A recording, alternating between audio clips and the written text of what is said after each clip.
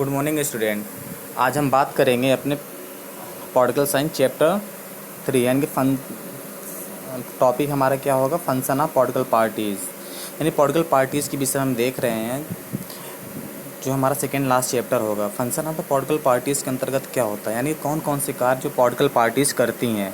यानी कि जैसा कि आपने क्लास 9 में पढ़ा होगा कि पॉलिटिकल पार्टीज़ का क्या रोल होता है डेमोक्रेसी में, और पॉलिटिकल पार्टीज़ क्या करती है, यही प्रेशर ग्रुप का काम भी करती हैं। ये पार्टियां जो होती हैं, इससे गवर्नमेंट क्या हो जाती है, इंसिस्ट होती है सही से वर्क करने के लिए। तो बहुत से यानी कि बेनिफिट हमें मिलते हैं पॉलिटिकल पार्टीज़ से। तो पॉलिटिकल पार्टीज़ की यहीं पर आते हैं। तो जो हमारा पहला जो वर्क होता है इनका, क्या होता है, कॉन्टेस्ट इलेक्शन। ये क्या करती हैं, इलेक्शन कंटेस्ट होते हैं इनके आपस में। फिर क्या होते हैं, put forward different policies and program. फिर क्या हो जाता है, बहुत सी जो पॉलिसियाँ बनाई जाती हैं और जो प्रोग्राम बनाए जाते हैं उनको फॉरवर्ड यानी कि अपने सामने रखते हैं, पब्लिक के सामने अपने ओपिनियन को रखते हैं, जिससे पब्लिक क्या करती है, पसंद करती है या इनको रिजेक्ट कर देती है। जो हमारा थर्ड पॉइंट स्टार्ट होता है वो क्या है, play a decisive role in the law making. और ये करते क्या हैं, यही लोग क्या करते हैं, जब प्रेशर डालते हैं गवर्नमेंट में, कह सकते हैं जो प्रेशर ग्रुप का काम करते हैं, जो पार्टियां हारी हुई होती हैं, तो वो क्या करते हैं, ऐसा प्रेशर डालते हैं गवर्नमेंट में कि क्या कर सके, सही से रूल रेगुलेशन बनाए। और यही पॉलिटिकल पार्टीज़ क्या करती हैं, बाद में फॉर्म्स रन एंड गवर्नमेंट। तो यही पॉलिटिकल पार्टी, जब इलेक्शन कॉन्टेस्ट होता है तो किसी ना पार्टी को तो जीतना ही जीतना है, तो यही क्या करती हैं, कोई पॉलिटिकल पार्टी जीत करके वही गवर्नमेंट को रन करती है। जो फिफ्थ हमारा होता है, opposition parties voice different view and criticise government for wrong policies. जो अपोजिशन पार्टीज मैंने बताया अभी स्टार्टिंग, जो अपोजिशन पार्टीज होती हैं क्या करती हैं, वॉइस यानी कि आवाज़ उठाती हैं। अगर कोई भी रॉन्ग पॉलिसीज़ गवर्नमेंट बनाती है और उनके खिलाफ में क्या करती हैं, आवाज़ उठाती हैं कि गवर्नमेंट ऐसा कर रही है, ऐसा नहीं होना चाहिए था। तो वो क्या करती हैं, सही से काम होता है।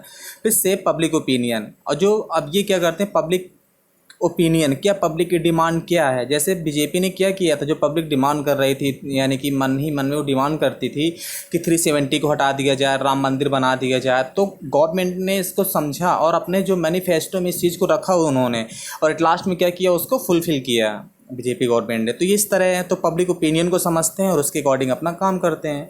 अब देखते हैं कितने प्रकार की पार्टियां किसी भी कंट्री में रन करती हैं। जैसे आपने पढ़ा होगा one party system. One party system क्या है, जिसमें सिर्फ एक पार्टी होती है एक देश में। जैसे चाइना में क्या वन पार्टी सिस्टम होता है।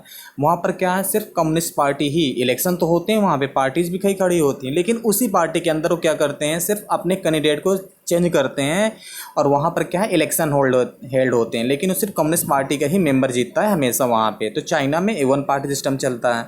तो इसके जो प्रॉफिट होते हैं वो क्या है, यानी क्विक डिसीजन मेकिंग। यहाँ पर क्या होता है, हाँ सिर्फ एक चीज़ इसमें ज़्यादा बेटर कह सकते हैं, सिर्फ क्विक डिसीजन लिए जाते हैं, किसी से ज़्यादा सलाह तो ली नहीं जाती।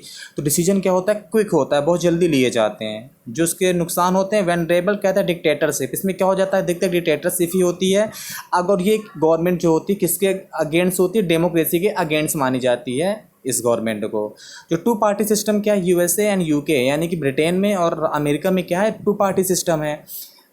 यहाँ पर क्या, मोर स्टेबल कह सकते हैं कि ज़्यादा स्टेबल होती है गवर्नमेंट, क्योंकि एक पार्टी के हारने के दूसरी पार्टी को आना है, तो यहाँ पर एक रूल जैसा बना रहता है इस तरह। तो ये मोर स्टेबल मानी जाती है। मिनॉरिटीज़ में लेफ्ट बिहाइंड, लेकिन इसका नुकसान भी होता है। माना जाता है कि जो मिनॉरिटीज़ होती हैं उनको पीछे छोड़ दिया जाता है इस पार्टी में।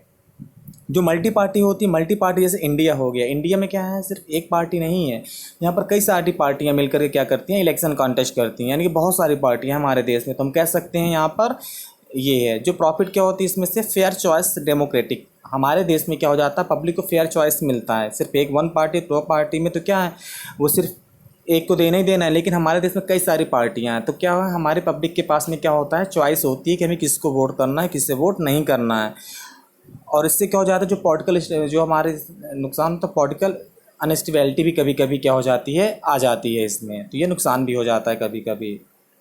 ये तब आगे देखेंगे कौन सी नेशनल पार्टीज होती हैं, स्टेट पार्टीज होती हैं, इनको हम आगे देखेंगे।